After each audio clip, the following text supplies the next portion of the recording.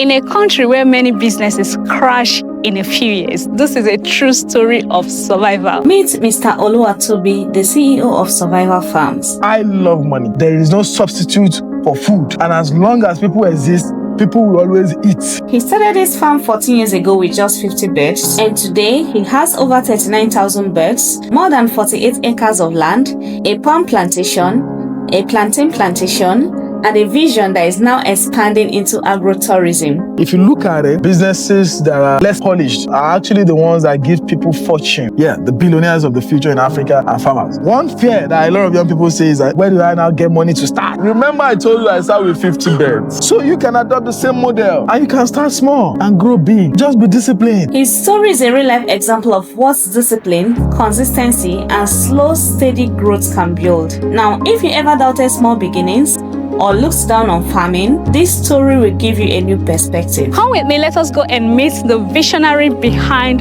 this great farm.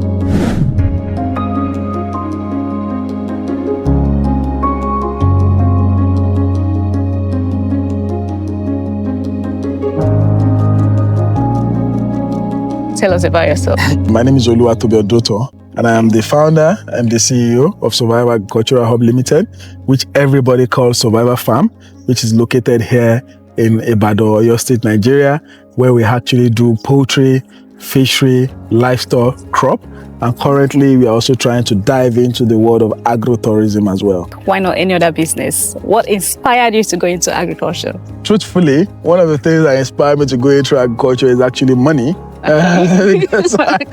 Because I love money. And money to me is actually a defense to a lot of things. And I looked at the existence before now. I look at it, I study history, I study even the holy books. I realized that even people that were greats in history, they have one or two things to do with agriculture. Then I've looked at it like, as long as humans remains on the surface of the earth, people will always find a need to eat. So that was one of the reasons I have to choose agriculture, because I know that as long as people are giving birth and all that, people are still existing, people will always want to eat. And as of today, there's no substitute for food. So I felt like, okay, fine, if I'm in this space, then I can do so much with it, and I can make the money that I actually desire. And so it has been, ever since. Can you just give us like a little background story, how you started, how was it, how much did you start with, something like that? Well, it was a very challenging one, because I actually started at the time that people were not interested in agriculture, especially young people. Wow. Imagine I go out and I tell people, I'm in agriculture. Everyone look at me like I smell like shit. Like, who's this person? So I started at that point in my life. It was really tough. But like I said, the motivation, the inspiration was there. I was hungry to make a living. And because of that, I felt that no matter what, I have to either make it here or make it here. There's no option for me. So that was how I started, through the help of someone who actually believed in me, that gave me some birds to rear. It was about 50 birds that year. That's about like 13 years ago. It gave me about 50 birds to rear that time. And after I reared those birds, I needed to sell them. And it was a bit tough for me to sell, so I had to look for ways to sell them myself. So I took it to the market, I marketed those products myself, and I sold it. And I saw the margin in my cost of production and in my selling price. I had the profit there, and I was like, okay, this is good enough. And afterwards, I felt like, okay, what more can I do? Because then I actually did broilers. Okay. And broilers is a seasonal product.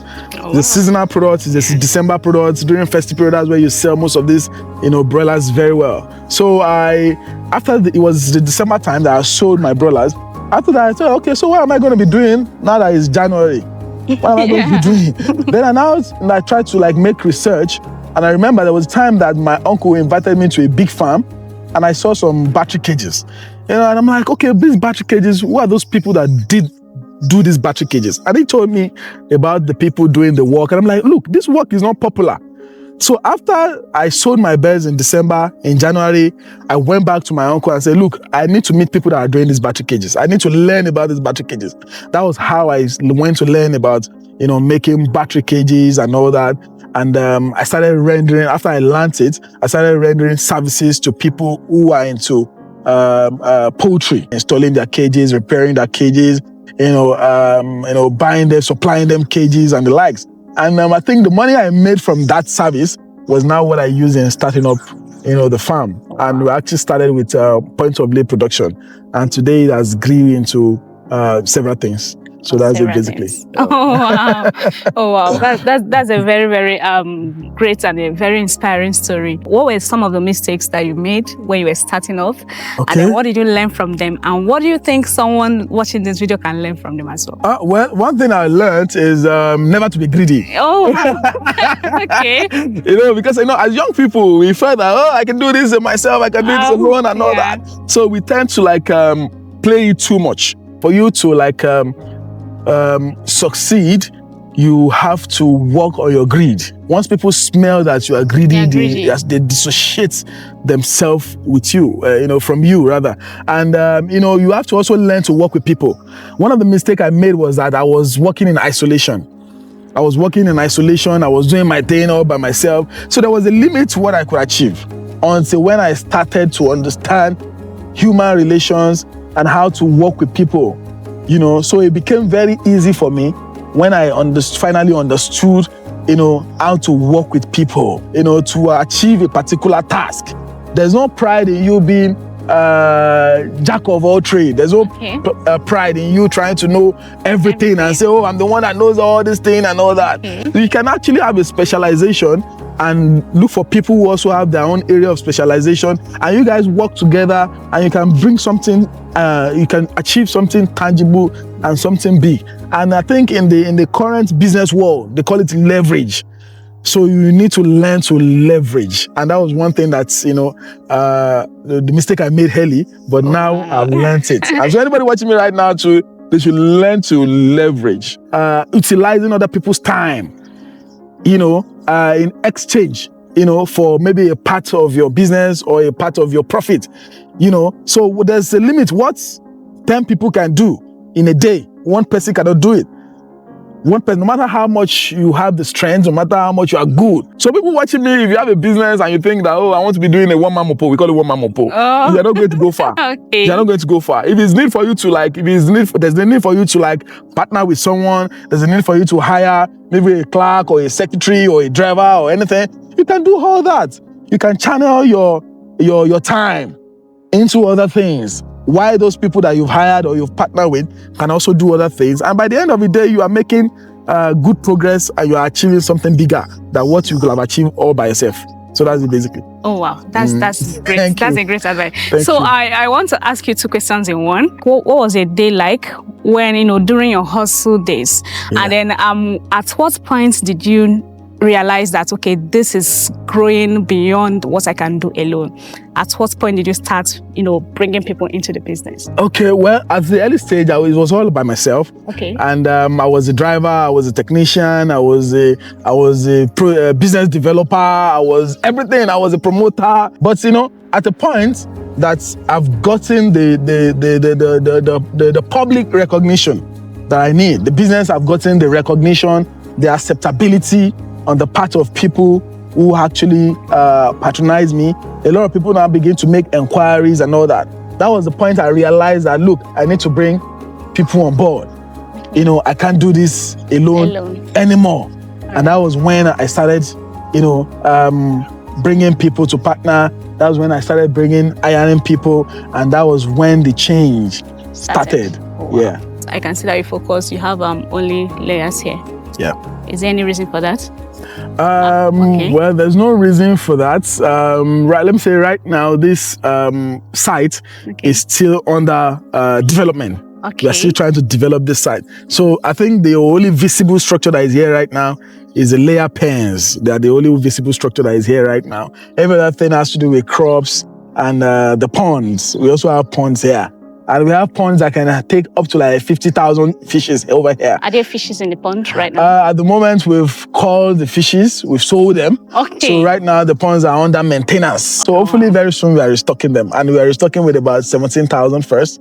Yes, in the next few weeks. And after that, we are going to restock because we do productions in batches. We don't do it all at once, to meet our market demands. Oh, so how long does it take you to start getting your ROI on the poultry farm? Well, the truth is that about layer production, because this is layer production, we also do point of lay production. Yeah. Now, point of lay production, we get our return on investment as quick as possible.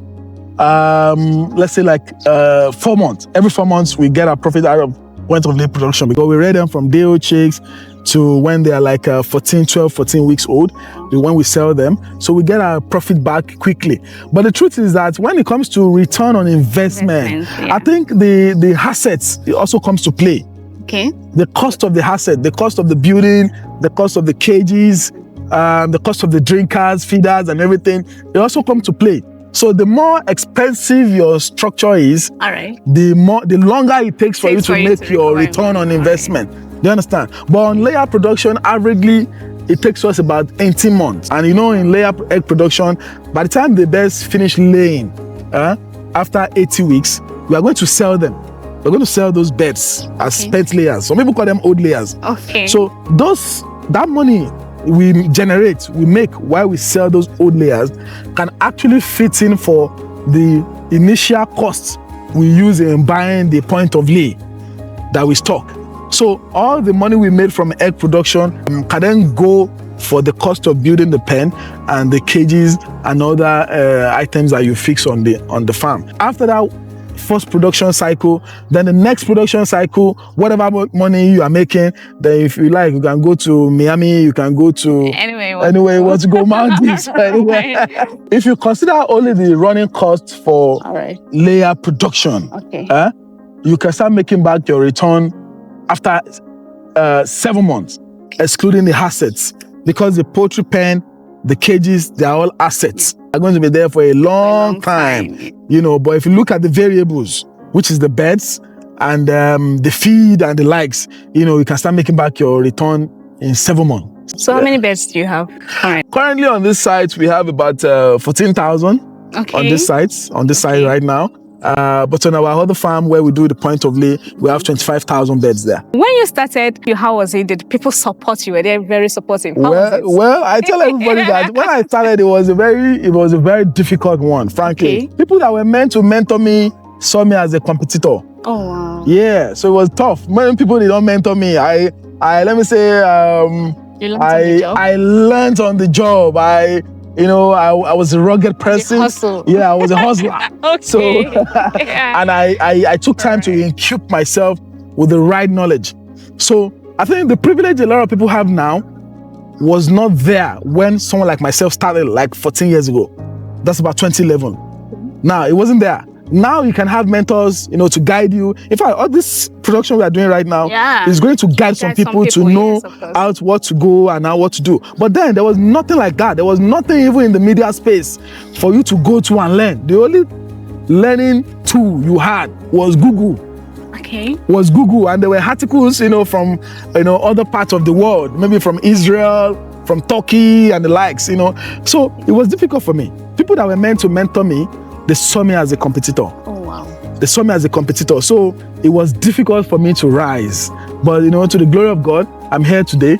And I've achieved so much for myself and for the business. And like what I used to tell people is that, my fellow young people, is that, look, right now, let's leave the people who are playing. I call them the big guys. Let's leave them to keep playing while we learn the job. While we equip ourselves with the right knowledge, while we equip ourselves with the right resources, so that by the time they are done playing, they can easily see us as people who are ready, and they can pass the baton to us. Because in my adage, they say that what that means is that if a child is not trying to rise or trying to walk, the father or the mother is not going to carry the child. So the same thing is happening. So the people that are before us, which are veterans, our predecessors, they want to see that, okay, these young people, are they actually serious with this agric? Or they just want to come and hit and run away, But if they see that, we actually know what we are doing, I believe that they will be willing to pass the baton to us. And today, to the glory of God, in the beginning, I had no mentor. Yeah. But today, to the glory of God, and I have someone. Okay. It's not even one person, two persons. Oh, wow. Who actually, they are my role models, and we have a very good relationship, and they're my mentor today, who are guiding me on how to go. Because like I said earlier, your brain alone cannot take you there. We are doing agribusiness. So the business part of it is something that you need someone who has been there before to guide you, to teach you and say, look, this is how to raise fund. Okay. This is how to manage fund. This is how to sell. This is when not to sell. Because those are some of the things. You need to know how to sell. You need to know when to sell. I even need to know where to sell. Because if you don't know all these things, it just be like you're just there, you're just doing it, and you're like, you're just passing time. Yeah. You're like, engaging in activities, not exactly, and you're not actually doing the business. And I think that's most of the things that people are doing right now. They are engaging in activities that are not actually doing the business because they don't understand how some of these things work. The mentorship part that I have now, they made me to understand that one of the things is that I look for every way possible to reduce your overhead cost. On all our farms, we run on renewable energy. We don't use petrol, we don't use anything. It's also a way of reducing costs. And if you look around, even if you look at our pen house, you will see that our pen house is not even something that you see everywhere. This is our high-rise pen, and we call it low cost pen houses. The cost of building this kind of pens is quite cheaper than you building the conventional pens. Okay. Like, let me say, like 35% lesser. Than you building a conventional pens. Those are some of the things I learned on the job. Wow, that's great. Yes. But the pens you have right now, I know a lot of people might be concerned about security. Yeah. How do you ensure that these are secured, considering the... Okay, well, the truth is that no matter the kind of pen you are using, you still have to pay attention to your security. Yeah. And one of the things is that in farming, outsiders don't come to steal from you. Most of the people that are going to steal from you, they are insiders. Yeah. So once you have your pen built, it is your responsibility to put security measures in place. Like the way we are standing here right now, we have cameras that's capturing us right now on this farm, including the pen.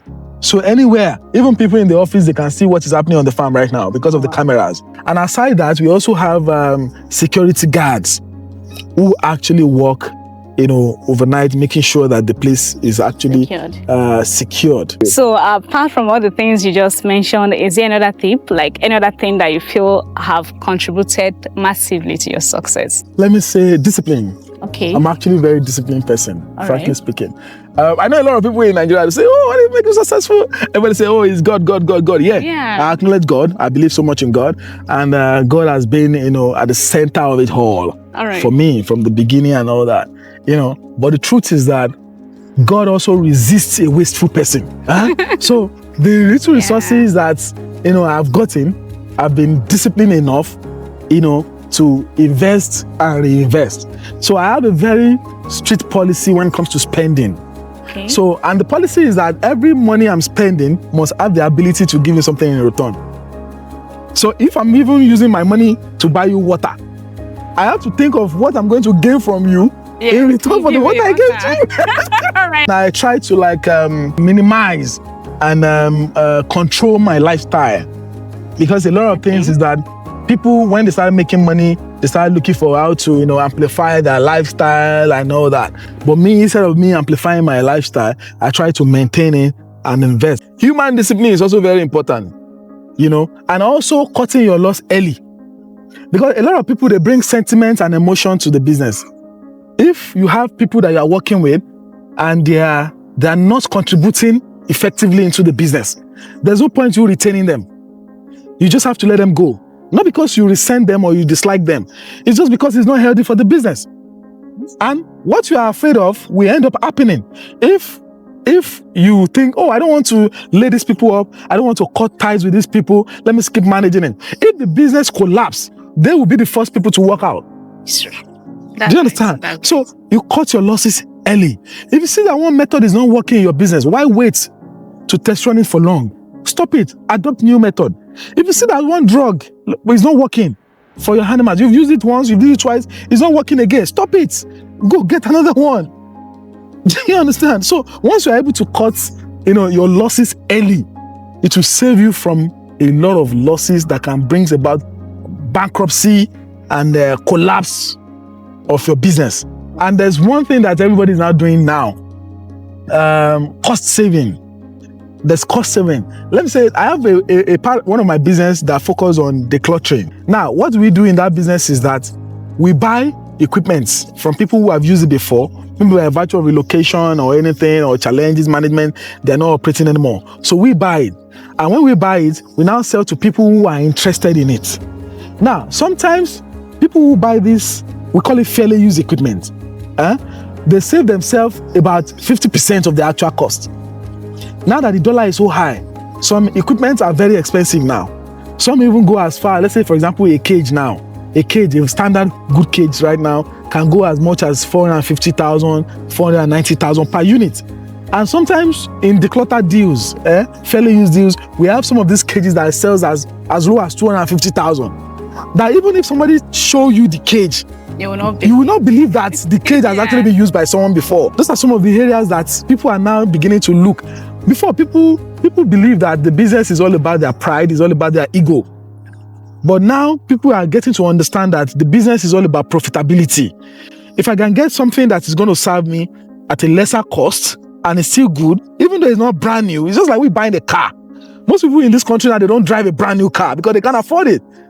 Do you understand? But there are still some Tokumbo cars that they have very low mileage. That if you tell people you bought it brand new, maybe a year ago or 2 years ago, and you put it somewhere and you're just, they won't argue with it. Do you understand? The same thing is applicable to this agribusiness, that we do on each unit. Now imagine you're buying 100. It means you save yourself about 24 million. Wow. On those cages alone. Do you understand? Yeah. So, and the truth is that the same product you are selling, the same egg you are selling, the same chicken you are selling, it's the same thing that everybody's taking to the market. Yeah, it's true. And at the end of the day, it's all about making money. Lastly, don't create structures that you don't need. Okay. Because of pressure. All right. You have to understand your business properly for you to know the structures that you need. Because right now, there's a lot of stuff. People believe that, my office has to be very beautiful. That my head office have to be very beautiful. It has to be, it's not beautiful is the right word, but presentable. Okay. Once you have a space that is presentable, why spend so much money trying to pimp it up? I call it pimping. So if you can do all those things, creating structures, people believe that, okay, when they come to my place, there must be a gate man, there must be a clerk, there must be a secretary, there must be a manager, there must be this, there must be that, there must be this. Now, those are some of the things that take money away. So you can actually outsource some of this stuff in your business. Instead of you saying you want to have all those structures and everything, and you now see that the chain is so long, and before you know it, all the money you are supposed to be making, you are using it to settle salaries and you are also using it to buy equipment and all that. This is our layer pen. Now, these are actually young birds that we just stocked. They just started laying eggs. Okay. Their egg is still very small. They are like 18 weeks right now. Okay. We actually put them in cage when they were 14 weeks. Okay. So they started laying when they were 18 weeks. Next 2 weeks now, we should be having up to like 50% production. Okay. From them. And over here, we have about 5,250 wow. in this pen. Wow. Yes. So talking about the profitability, how profitable is this? Because I've actually filmed with a lot of, farmers. Whenever I post videos like this on poultry farming, I get a lot of comments like saying, run for your life. This business is not profitable. It's going to send you back to the village and every other thing. So what do you think about that? How profitable? Well, the truth is you can't be an absentee farmer and expect profit. Okay. In poultry business. Okay. And I think some of the things I've highlighted earlier are reasons why people see poultry business as non-profitable. Okay. If you remember very well, I talked about cost saving. Know how to save your cost by all means. As small as 200 naira, as small as 500 naira, in multiple places is a lot of money. Do you understand? So if there's need for you to start buying your feed from distributor and you can get a direct link to the factory yourself, that alone can save you about 700 naira on each bag of feed. Okay. Do you understand? So, and those are some of the areas where people miss it. You go to some people's farm, they have the full automated system that they have to spend so much money running every day and all that. Though that is not needed, because the truth is the same egg I'm taking to the market with my semi-automatic cage. It's still the same egg you are taking to the market if you are using a full automated, system. Oh, wow. Do you understand? Yeah. And also, some people, they also believe that they can cut corners. Okay. They can cut corners. So when it's time for them to buy quality feed, they say, oh, I want to go and compound my feed. Now, the feed is one of the factors that contribute to productivity of the chickens. Okay. So if the feed is not good, there's no how the chicken will produce well. That's why they talk about percentage production. It's just because of the quality of feed that they're giving them. Some of them also believe that, oh, is it not chicken? Why should I be giving them 125 grams per day? That's too expensive. Let me give them 20 bags. Okay. The moment you compromise on feed quality also, it's also going to tell on the birds. Earlier, I said these birds started laying at 17 weeks plus. They're called at 18 weeks now and they've already started laying. Wow. Some people's birds will not lay until when they are 23 weeks, 26 weeks. Some of them, they will even buy point of lay outside. They go and buy because it's cheap somewhere. They go and buy it, not knowing that the age they are selling to them is not the actual age of the birds. Not knowing that where they are buying from, they didn't give them all the necessary nutritional requirements for the birds' reproductive system to develop very well at a very early age. And the truth is that if their reproductive system is not developed, if the weight does not correspond, they will not produce egg. So those are some of the areas that a lot of people miss it. And also housing. If you feel something right now inside this pen, you see that this place is kind of cold. Yeah. Compared to the temperature we have outside. Yeah. Now, a lot of people feel that, oh, why should I spend? Like, for example, this pen that is accommodated 5,000 plus now cost us about 25 million to build. Wow. Yes. Wow. And it's a low-cost pen house, like I said. Really? If you want to build a standard one that is a conventional pen, you'll be spending about 35 million of the same capacity. Now, some people will say, oh, why do I have to spend 25 million building this kind of structure? Let me just get woods. Let me just get woods to do it and put zinc on top.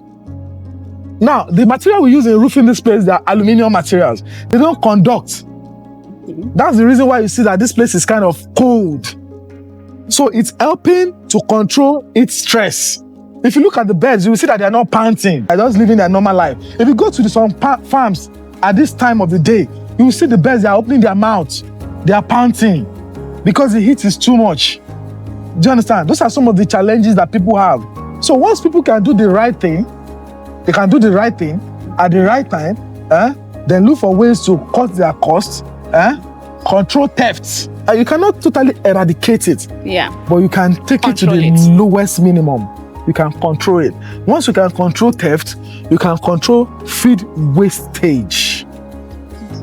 Because what you serve your birds is also different from what your birds consume. Okay. Sometimes for farmers, they will give their bird, they say, oh, in a day, my bird is consuming 20 bags of feed. The question is, that 20 bags of feed, is it the same thing as what the birds consumed? Now, when they are serving the feed, how are they serving the feed? We've already brought 20 bags of feed into this pen to serve this chicken. When we are serving, in the course of serving, putting feed in this feed trough, is the feed not pouring on the floor? Is the feed not pouring away? Okay. Do you understand? All right. So people, when they are feeding, the feed is pouring away. So which means that they brought 20 bags, but by the time they are feeding, they are serving the feed. Like one bag has wasted. Now, if you look at this feed trough too, that's what we call feed reactivation. Now, if you look at this place, you see that the feed here, they are much. Now, if you look at some other areas of the feed trough, I'm trying to see. Now, look at this place now. You see that there's no feed here. You can see that there's no feed here anymore. And there is feed here. Of course. Now, what is expected us to do, that we do, is feed reactivation. What that means is that we're moving this feed that is here. We're moving it and spreading it in front of these guys that don't have feed anymore. Those places where I've moved the feed, you can see that the chickens are now feeding now. You can see. Now imagine if I didn't do this, it means that that feed will be there. Those chickens and over here will be starved. And because they are starved, they won't produce. And I will be saying that, oh, we fed them the quantity we are supposed to feed them. But the question is it all of them that have access to the feed? When it comes to egg production, the kind of system they practice also matters a lot. This is battery cage system. Some people practice deep litter system. Okay. Now, the deep litter system is when they put the chickens on the floor, they have the laying nest and everything. Now, deep litter system is lesser in managing, but it has its own challenges. Okay. Now, what I'm taking away is the physics from the feed. Okay. These kind of things affect birds. Okay. If the birds consume this physics, they will have bacterial infections. Okay. They can have coccidiosis. Wow. And once they are infected, they will be sick. It means that we have to buy drugs and give it to them. So once the birds are healthy, there's a limit to the drugs you give them. You only give them multivitamins, and it doesn't affect their production. But if they're not healthy, it means that you have to spend so much money giving them drugs. So all these small practices is what people neglect. Right. If you look at this place now, you can stand here, you are not choked, the smell is not choking us, we are here, it doesn't even look like it's a farm. There's some farms that you can't even stay here like this. Okay. The odors, they are offensive. You are already running away. And now imagine if you as a person, you feel uncomfortable. How do you think that the birds feel? How are they going to feel? If the poultry management is right, the productivity of the birds will be high. And hereby increasing your profit. Oh. Do you understand? And another beautiful thing I want to say is that people should decentralize power. Okay. I think a lot of farmers too make mistake. They have a farm manager, and their farm manager is still the one in charge of their procurement. Okay, I've talked about that before. Their farm manager is also the one in charge of their procurement. Their farm manager is also in charge of their human resource. The accounts. Everything. The sales. How do you expect that kind of person to have so much power? How will you give so much power to that kind of a person? And you expect yourself to make profit? It means that he knows the A to Z of the business. Yeah, of course. This is our people. It's human. Whoever the manager is also human. Yeah. You know, sometimes humans are tempted by the informations and resources at their disposal. Yeah. Do you understand? Wow. So humans are tempted too. So those are some of the issues that happen. They should decentralize it. Have somebody, if you can't do it yourself, have somebody that helps you to handle procurement. Your record. Your sales. Don't let your manager or your farm be the ones handle everything. Tenant selling the eggs for you. There'll be no transparency and everything. Exactly. They just do anything they want to do. So they'll just do anything they want to do. Yeah. And you won't even know when the business is no longer profitable. Wow. And also very good record. Have very good financial records. So that you can track your expenses, you can track your income, you can know at what points your income is declining. You can know at what points your profit is declining. A lot of people just say, oh, it's poultry farming, I'm just doing poultry farming. Yeah. You're not doing poultry business, because if you are doing poultry business, you will be concerned. So basically it has two aspects, the production and the business aspect. That's it. That's it. Yeah. That's it. The business part of it, please don't joke with it. Because that business part of it is where you are going to make the money. The problem is not the business. Okay. And I've also seen farmers who own farms, but they don't even enter their own farm. Yeah. I don't know if you've actually witnessed that. I have actually. We have people who own farms, but they don't even enter their own farm. They just stay at the door. They say, Emeka, how many eggs we get today? Emeka, how the chicken, how them be? Oh my God. What's happening inside the pen now? They're outside though. They didn't come inside. They didn't come inside. And trust me, Emeka too, he say, Madam, no like this business. Yes, it's not. She just they use us. Oga don't like this business. They just they use us. So Emeka too will do whatever he wants. Yeah, it's true. I'm sure you will not find out. Because you're not coming into the farm. Because you're not coming into the farm. Wow. By we going around today now, I've seen some certain things. You know, like the door I was fixing the other time. Okay. You can see that the place is empty. Yeah. Possibly some of the chickens that were around came out from that place. Yeah. They were supposed to lock the door. So because I came, I walk around the pen now, I can see places that are empty. So I know how to address it with them now. Okay, look, you have to address this. Yes. Fix the door. As we are talking, and everyone out there, as a matter of fact, we have a kind of a series that we are trying to launch on the channel. So what advice do you have to people who see some kind of businesses as dirty, most especially the youths? Yeah. Well, my people will say that Okay. What that means is that the money is inside the booth. Oh, yeah. And okay. When we say you need to get your hands dirty, it doesn't mean that we are saying you should involve in criminal crimes or illegal activities. Okay. And I think if you look at it, businesses that are less popular, okay, businesses that are not touche, are actually the ones that are polished. Are actually the ones that give people fortune. And that is one reality that a lot of people, especially the youth, they need to wake up to. That these businesses has to give them these businesses have the capacity of giving them the lifestyle they want. The truth is that if you see me outside of the farm, you can't even know I'm a farmer. When I saw you, I didn't even know. I didn't know you're owner of the farm. You can't even know I'm a farmer because it doesn't change my lifestyle. And the truth is that this agribusiness is actually what is financing my lifestyle right now. All right. So you see me, I drive nice cars, I look good, I go to nice places, So there is no substitute for food. And as long as people exist, people will always eat. So anything associated with food is where any young person right now watching me needs to plug themselves into. Anything associated with food. The agricultural value chain is huge. You might not be interested to be on the farm like I am right now.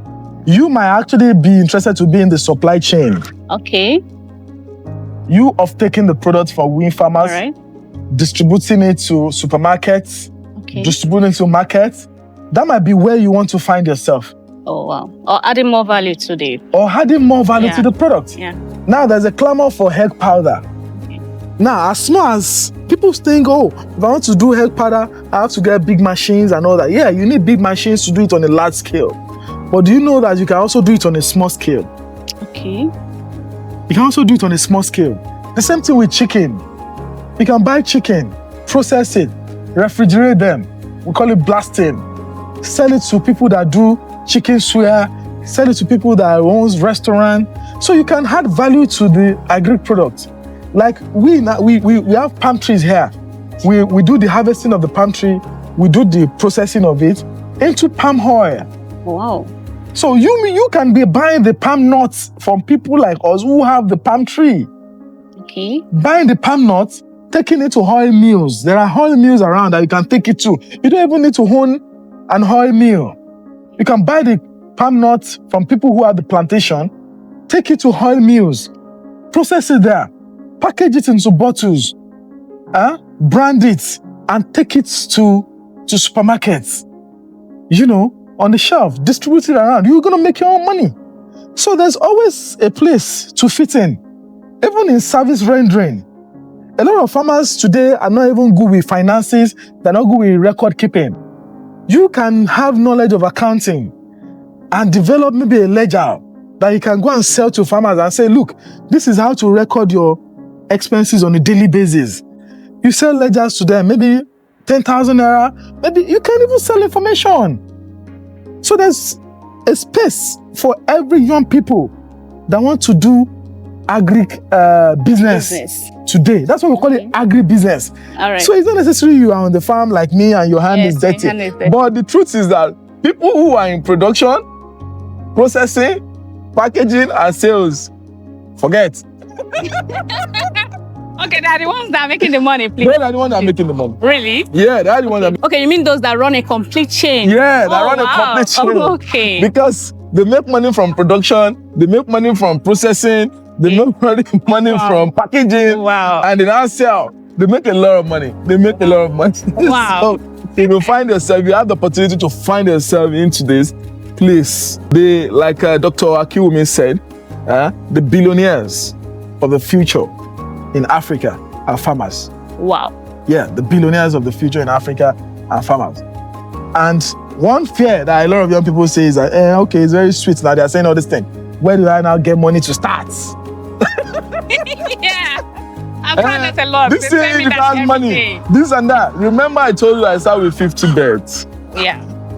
I started with 50 birds. And at the point, I said I rendered services. So which means I made money from service rendering and I invested it into production. Okay. So you can adopt the same model. You're right. And you can start small and grow big. Just be disciplined. Because you make 10,000 naira profit today, you make 100,000 naira profit this month. It's not enough reason for you to start thinking, oh, my hat is just Akube. I have to go and buy a designer hat. I have to change my boots. It's rubber. I have to change my boot. I have to change my phone because that's the problem. You want to buy Mercedes Benz? I'm telling you, I have one of the ugliest phone any CEO can have. Frankly speaking, I use a very old phone, an old smartphone. People look at me and say, you can afford this. So I say, I don't have the need to change my phone to the latest iPhone. Why do I use that kind of money, to go buy the phone I don't actually need? Yeah. I have a phone that can record properly, snap well, the cameras are good. I can do my WhatsApp, I can do my mail, I have a laptop, why do I need a phone? Just a show of status? No, I don't need that. And I think it gets to a level before you realize that. And as you see that even the billionaires of this world, most of them, they still live in their old houses, they still drive their old cars because they focus on functionality over fashion. And that's it. Once you understand that, then you are good to go. Because our mission is to promote food security. I'm a lover of Africa. So I preach Africa for Africa. So which means that whatever we are doing in Africa, Africa must be able to sustain it. You're right. So we must be able to sustain ourselves in Africa.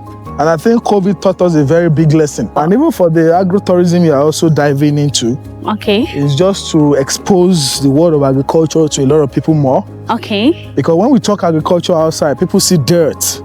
Yeah. They see dirt. People only see chicken, they only see fish. Yeah, right. They only see cassava.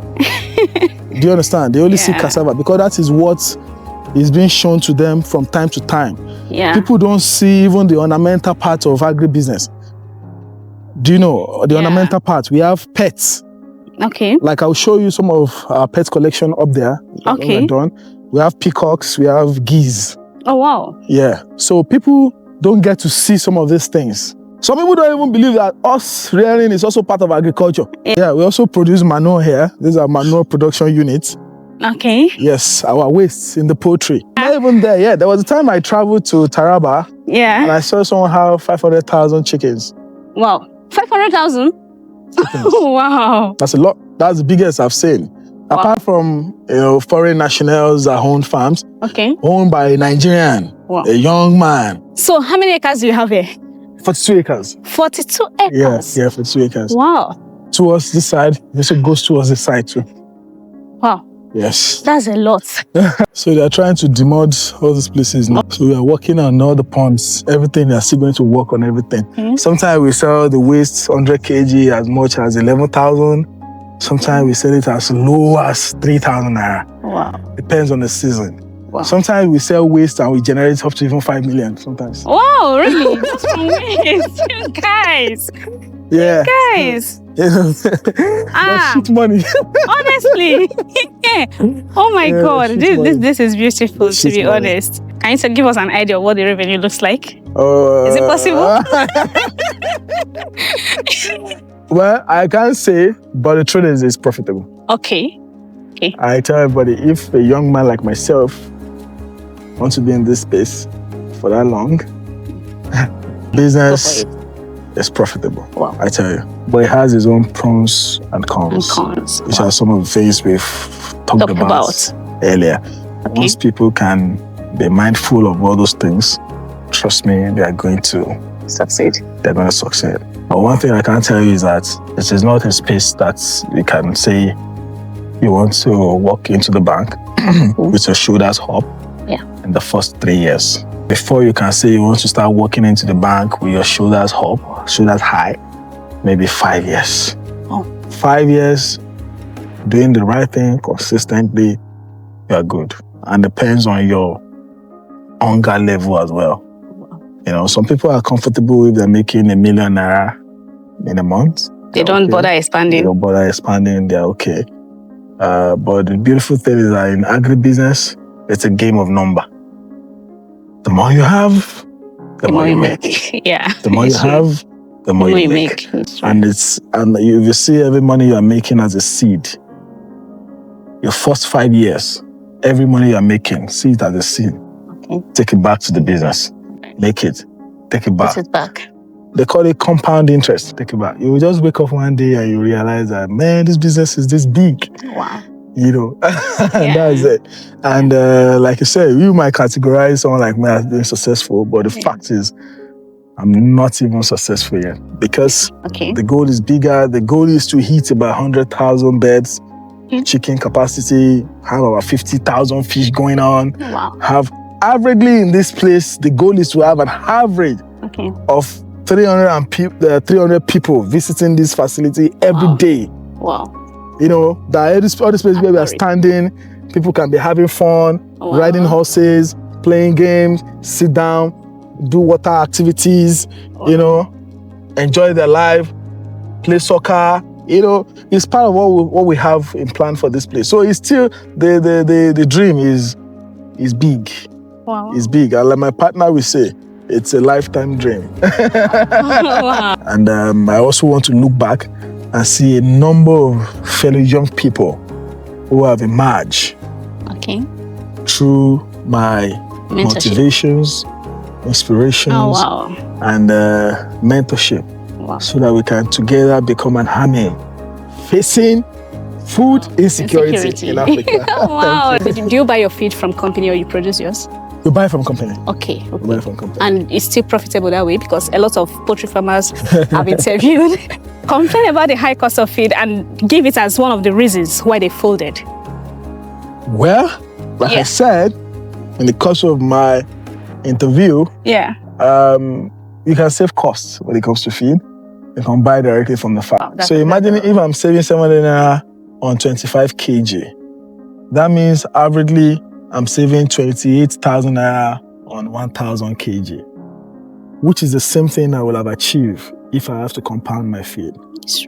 I don't have any issue with feed compounding, but the problem I have with feed compounding is quality control. Okay. And that's where a lot of farmers get it wrong. They can there's no how you formulate your feed that you can control quality. Your supplier will always mess you up. The company has all the machines, the equipment, the lab technicians, the expatriates to check the quality of whatever they supply to them. And if it has some defects, which they call toxins, they know what to do to address the toxins in the feed.